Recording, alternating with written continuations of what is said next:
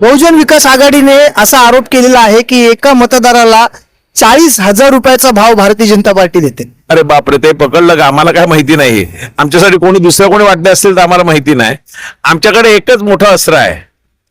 प्रिय मतदार बंधू भगिनीनो, ह्या शहराच्या या ठाणे पालघरच्या चांगल्या विकासासाठी आम्हाला मत द्या. जनता पार्टीच्या कार्यालयात पैसे सापडले, त्या बाबतीत तुमची काय प्रतिक्रिया?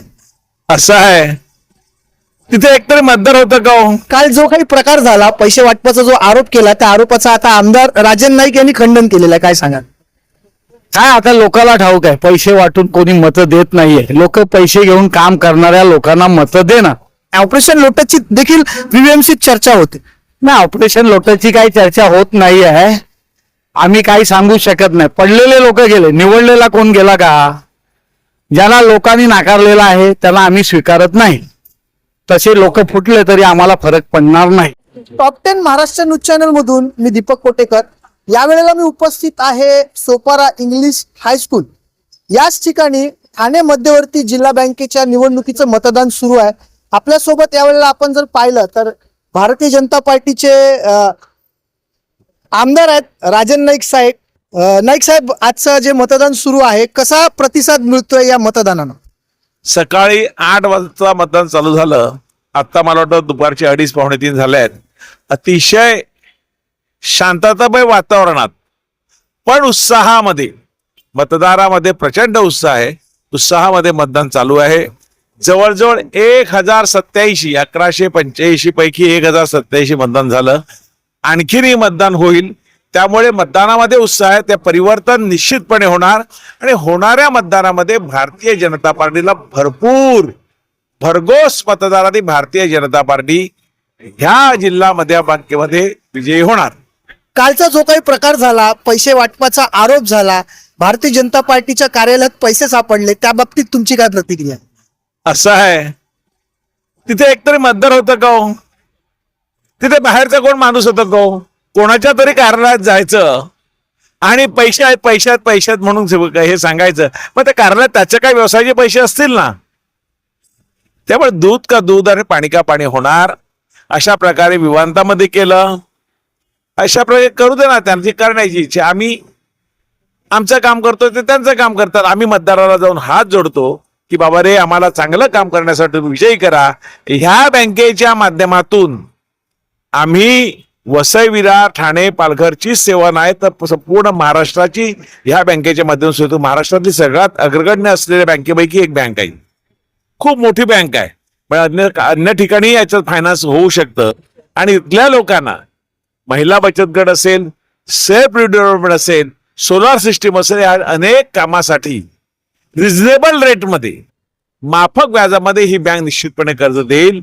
आणि ह्या विभागाची सगळ्या प्रकारे स्थिती सुधारण्यासाठी, लोकांची आर्थिक सुधारण्यासाठी या बँकेचा महत्वाचा भाग असेल, अशा निमित्ताने मी सांगतो. बहुजन विकास आघाडीने असा आरोप केलेला आहे की एका मतदाराला 40,000 रुपयाचा भाव भारतीय जनता पार्टी देते. अरे बापरे, ते पकडलं का? आम्हाला काय माहिती नाही. आमच्यासाठी कोणी दुसरं कोणी वाटले असतील तर आम्हाला माहिती नाही. आमच्याकडे एकच मोठं अस्त्र आहे. प्रिय मतदार बंधू भगिनीनो, ह्या शहराच्या या ठाणे पालघरच्या चांगल्या विकासासाठी आम्हाला मत द्या. इथे गेल्या अनेक वर्षापासून ज्यांची सत्ता आहे त्यांनी केलेलं काम बघा. आता आमदार म्हणून आम्ही निवडून आलेलं काम बघा. विरोधी पक्ष नेते म्हणून आम्ही महापालिकेत करणारं काम बघा. तशाच प्रकारे या बँकेत ताब्यात आल्यानंतर चांगल्या प्रकारे बँक चालू, महाराष्ट्रातली नंबर 1 बँक कशी होईल, नंबर 1 ची बँक कशी होईल, हे निश्चितपणे आम्ही बघू. विजयाचा दावा निश्चित आहे. 100% भारतीय जनता पार्टीला विजयाचा दावा नक्की आहे. आपल्यासोबत यावेळेला बहुजन विकास आघाडीचे उपमहापौर देखील आहेत, मार्शल लोपिस. त्यांचं देखील आपण मत जाणून घेऊया. काल जो काही प्रकार झाला, पैसे वाटपाचा जो आरोप केला, त्या आरोपाचा आता आमदार राजन नाईक यांनी खंडन केलेलं आहे. काय सांगा? काय आता लोकांना ठाऊक आहे, पैसे वाटून कोणी मतं देत नाहीये. लोक पैसे घेऊन काम करणाऱ्या लोकांना मतं देणार. आम्ही काम करणारी लोक आहोत. आजपर्यंत गेल्या 10-12 वर्षात आपल्या पॅनलने ह्या बँकेमध्ये जे काम केलेलं आहे ते प्रत्येक सोसायटीतल्या चेअरमॅनला ठाऊक आहे आणि त्याचप्रमाणे त्यांनी मतदान केलेलं आहे. आजचाही रिझल्ट तुम्हाला मी सांगतो, 85 ते 80% मतं आमच्या बाजूला आहेत. उद्या रिझल्ट झाल्यावर परत एकदा आम्हाला भेटून घ्या. सध्या महाराष्ट्रात जी काही पक्षफुटी सुरू आहे, कुठेतरी तुमचा पण पक्ष फोडण्याचा प्रयत्न केला जातोय. तुमच्या तिकिटावरती निवडणूक लढणारे माजी नगरसेवक देखील तिथे गेलेले आहेत, तर कुठेतरी ऑपरेशन लोटसची देखील व्हीव्हीएमसीत चर्चा होते. नाही, ऑपरेशन लोटसची काही चर्चा होत नाही आहे. आम्ही काही सांगू शकत नाही. पडलेले लोक गेले, निवडलेला कोण गेला का? ज्याला लोकांनी नाकारलेला आहे त्याला आम्ही स्वीकारत नाही. तसे लोक फुटले तरी आम्हाला फरक पडणार नाही. आम्हाला काम करणारे लोक पाहिजेत. गेले ते कावळे, राहिले ते मावळे. आम्ही मावळ्यासारखं लढू आणि आजपर्यंत लढलेलं पुढे लढत राहू आणि पुढच्या 2 वर्षात तुम्हाला वेगळं चित्र वसई तालुक्याचं दिसेल. विजयाचा दावा किती आहे?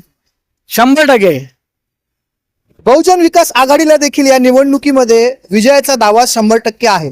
खरं तर ही निवडणूक भारतीय जनता पार्टीने प्रतिष्ठेची केलेली आहे.